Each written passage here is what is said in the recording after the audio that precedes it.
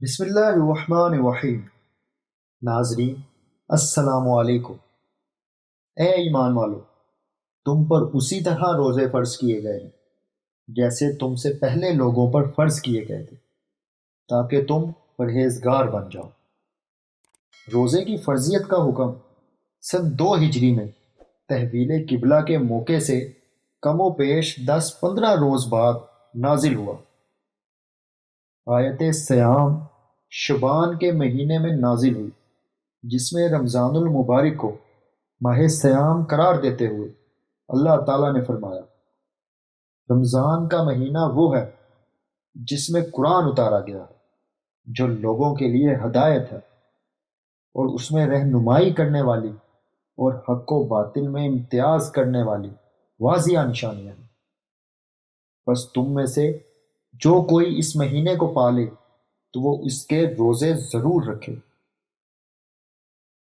اسلام میں روزے کا تصور بیان کرنے سے پہلے ناظرین، میں آپ کے سامنے 3 بڑے مذاہب میں روزے کا تصور پیش کروں گا۔ بنی اسرائیل کے لیے یوم عاشورہ کا روزہ رکھنا ضروری تھا، اور آج بھی وہ اس پر عمل کرتے ہیں، حالانکہ ان کا روزہ بہت طویل ہوتا ہے۔ یہ سورج ڈوبنے کے بعد سے شروع ہوتا ہے اور لگ بھگ 25 گھنٹے بعد اگلے روز رات کے شروع ہونے پر ختم ہوتا ہے۔ اس روزے کے دوران یہودی کھانے پینے کے ساتھ ساتھ جنسی تعلق سے بھی بچتے ہیں۔ وہ اس دوران چمڑے کے جوتے اور آرام و آسائش کے ساز و سامان سے بھی پرہیز کرتے ہیں۔ حضرت موسیٰ علیہ السلام کی شریعت میں صرف ایک روزہ فرض تھا، اور یہ عاشورہ کا روزہ تھا، مگر بنی اسرائیل کے بیچ انبیاء کی آمد ہوتی رہی اور انہوں نے کئی روزے خود بھی رکھے اور عوام کو بھی ان کی ترغیب دی۔ یوم عاشورہ کے روزے کو کفارہ کا روزہ کہا جاتا ہے، مگر اس کے علاوہ بھی روزے ان کے ہاں دیگر انبیاء کی ترغیب سے رکھے جانے لگے، جن کی حیثیت سنت کی ہے۔ مثلا حضرت زکریا علیہ السلام نے چوتھے مہینے کا روزہ اور 5ویں مہینے کا روزہ اور 7ویں مہینے کا روزہ اور 10ویں مہینے کا روزہ رکھا اور اس کی ترغیب دی۔ اس کی فضیلت بتاتے ہوئے انہوں نے کہا کہ یہودا کے گھرانے کے لیے خوشی اور شاد مانی کی عید ہوگی۔ یہودیوں کی طرح عیسائیوں میں بھی روزے کا تصور پایا جاتا ہے۔ انجیل کی روایات کے مطابق حضرت عیسیٰ علیہ السلام نے 40 دن اور 40 رات روزہ رکھا تھا۔ حضرت عیسیٰ علیہ السلام نے روزے کے بارے میں اپنے حواریوں کو ہدایت بھی فرمائی ہے۔ آج کل عیسائیوں کے مختلف فرقوں میں روزوں کے تعلق سے الگ الگ نظریات پائے جاتے ہیں۔ پروٹیسٹنٹ فرقے میں اب روزے کو انسان کی مرضی پر چھوڑ دیا گیا ہے اور فرض کی حیثیت سے باقی نہیں رکھا گیا ہے۔ عیسائیوں میں سب سے بڑا فرقہ رومن کیتھولک ہے، جس میں اب روزے کی سخت رسوم باقی نہیں بچی ہیں، مگر تصور روزہ باقی ہے۔ کچھ ایسا ہی حال آرتھوڈاکس فرقے کا بھی ہے۔ رومن کیتھولک عیسائیوں کے بیچ گڈ فرائیڈے اور ایش وینسڈے کے موقع پر روزے رکھنے کا رجحان اب بھی پایا جاتا ہے۔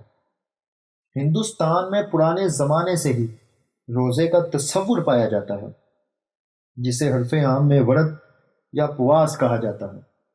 ورت کیوں رکھا جاتا ہے اور اس کے احکام کہاں سے آئے، اس بارے میں ٹھیک کچھ بھی نہیں کہا جا سکتا، مگر مذہبی اور سماجی روایات چلی آ رہی ہیں جن کی پابندی میں یہاں روزہ رکھا جاتا ہے۔ قرآن مجید میں اللہ تعالیٰ نے رمضان المبارک اور اس کے ساتھ روزے کا ذکر فرمایا ہے، اور یہ بات بتائی ہے کہ تم پر روزے فرض کیے گئے ہیں اور بھوکا پیاسا رہنا تمہارے لیے عبادت قرار دیا گیا ہے۔ پھر یہ بتایا کہ یہ پہلا موقع نہیں ہے، بلکہ اس سے پہلے بھی امتوں پر روزے فرض کیے گئے تھے، اور جب سے یہ مذہب اور انسان چلے آ رہے ہیں، روزہ، نماز اور دیگر عبادات بھی چلی آ رہی ہیں۔ یعنی تم سے پہلے لوگ بھی روزے رکھتے تھے، اور ان پر بھی روزے ایسے ہی فرض تھے جیسے تم پر فرض کیے گئے ہیں۔ البتہ روزوں کا جو طریقہ پہلی امتوں میں تھا، اسلام نے اس میں کچھ اصطلاحات اور تبدیلیاں کی۔ میں اس وقت دو بڑی تبدیلیوں کا ذکر کروں گا۔ پہلی تبدیلی تو یہ کی کہ روزے کا دورانیہ کم کر دیا۔ پہلی امتوں میں 8 پہر کا روزہ ہوتا تھا۔ رات کو سونے سے پہلے کھانے پینے کی اجازت تھی، لیکن رات کو جو ہی سو گئے تو روزہ شروع ہو گیا۔ پھر دوسرے دن سورج کے غروب ہونے تک روزہ چلتا رہتا تھا۔ ہماری اصطلاح میں اسے 8 پہر کا روزہ کہتے ہیں۔ پہلی امتوں میں یہی تھا۔ ہم مسلمانوں کے لیے بھی آغاز میں روزے کا یہی دورانیہ تھا۔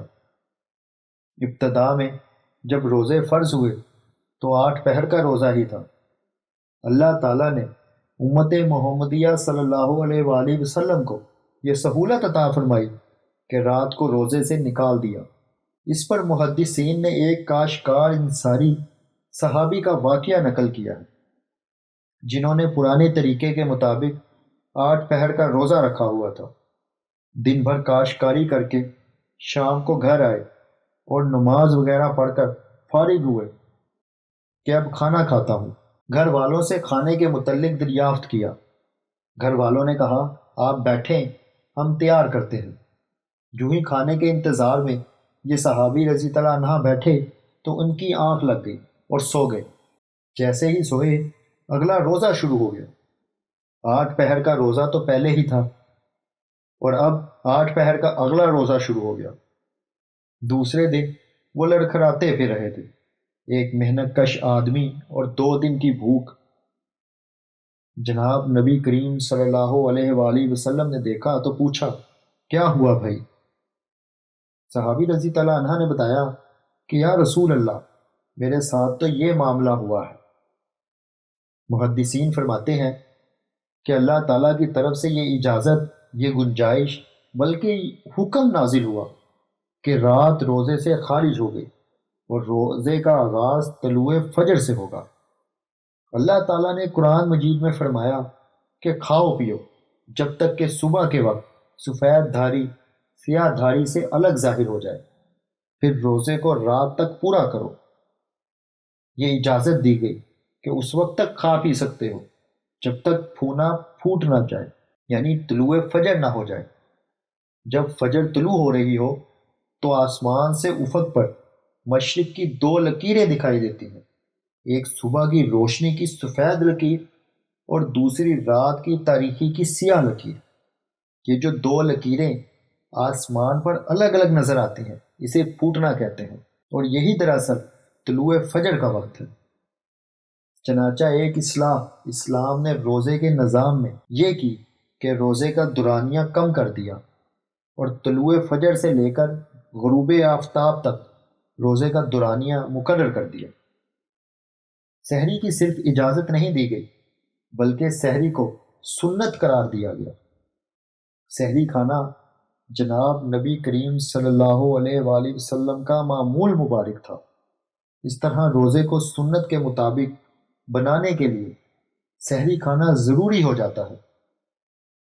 اسلام نے روزے کے نظام میں دوسری اصلاح یہ کی کہ فرض روزوں کو رمضان المبارک میں مخصوص کر دیا، یعنی روایات کے مطابق پہلی امتوں میں بھی رمضان ہی کے روزے تھے، لیکن انہوں نے اپنی سہولت کی خاطر روزوں کے ایام اور موسم میں تبدیلی کر لی تھی، جیسا کہ مسیحوں میں مارچ کے روزے رکھے جاتے ہیں اور اپریل کے آغاز میں عید الفطر ایسٹر کے عنوان سے منائی جاتی ہے۔ اسلام نے وہ تبدیلی ختم کر کے سابقہ صورت یعنی رمضان کے روزے بحال کر دیے۔